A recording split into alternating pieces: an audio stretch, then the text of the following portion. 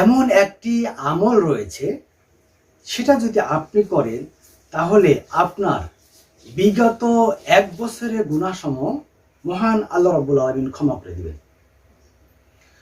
আসসালামু আলাইকুম ওয়া রাহমাতুল্লাহি ওয়া বারাকাতুহু। বিসমিল্লাহ, আলহামদুলিল্লাহ, ওয়াসসালাতু ওয়াসসালামু আলা রাসূলিল্লাহ, আম্মা বাদ। কাছে কিংবা দূরে, দেশে কিংবা বিদেশে, যে যেখান থেকে দেখছেন সবাইকে আন্তরিক মোবারকবাদ এবং অভিনন্দন জানিয়ে শুরু করছি আজকে গুরুত্বপূর্ণ একটা হাদিস নিয়ে। হাদিসটা পাবেন মুসলিমে। বিষয় হলো কি, যে এমন একটি আমল রয়েছে যেটা করলে আপনার বিগত 1 বছরের গুনাহ আল্লাহ ক্ষমা করে দিবেন। কত বড় গুরুত্বপূর্ণ একটা হাদিস।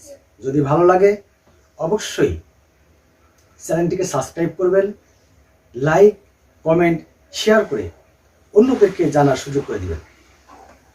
তাহলে আমার আজকের আলোচনার বিষয় যে এমন একটি আমল রয়েছে যে আমলটা করলে আপনার জিন্দেগির বিগত 1 বছরের গুনাহ ক্ষমা করে দিবেন মহান আল্লাহ রাব্বুল আলামিন। সুবহানাল্লাহি ওয়া বিহামদিহি সুবহানাল্লাহিল আযীম। এরকম একটা গুরুত্বপূর্ণ আলোচনা আজকে করতে যাচ্ছি আপনাদের সামনে। তো আমরা কিন্তু জানি না, আমাদের দেখেন দেখার মধ্যে, চলার মধ্যে, ওঠার মধ্যে, বসার মধ্যে অলওয়েজ আমরা কিন্তু গুনাহ করে থাকি। অলওয়েজ সর্বক্ষেত্রে গুনাহ হয়ে থাকে। দেখা যায় আমরা কথা বলতেছি, এই কথা বলার মধ্যেও কিন্তু গুনাহ হয়। কারণ আমরা অনেক সময় মিথ্যা কথা বলে ফেলি।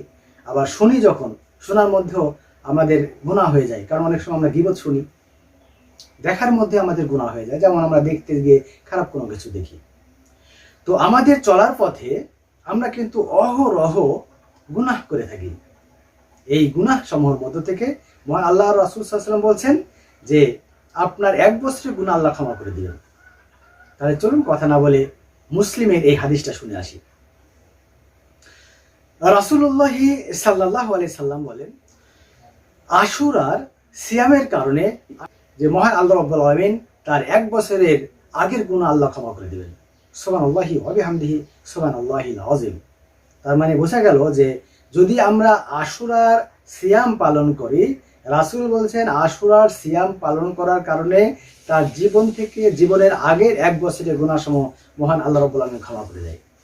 তাহলে কতটা গুরুত্বপূর্ণ একটা বিষয় যে আশুরা, সামনে কিন্তু আমাদের আশুরা আসতেছে।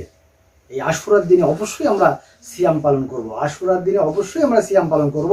যদি আমরা সিয়াম পালন করতে পারি, তাহলে মহান আল্লাহ রাব্বুল আলামিন আমাদের জিন্দেগির 1 বছর আগের যে গুনাহগুলো হয়েছিল, সেই গুনাহগুলোকে আল্লাহ ক্ষমা করে দেবেন।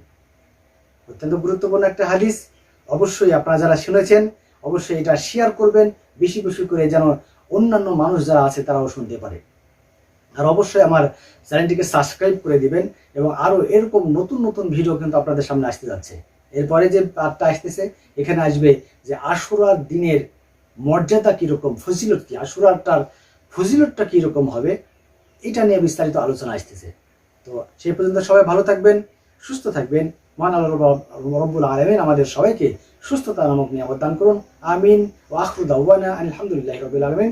আসসালামু আলাইকুম ওয়া রাহমাতুল্লাহি ওয়া বারাকাতুহু।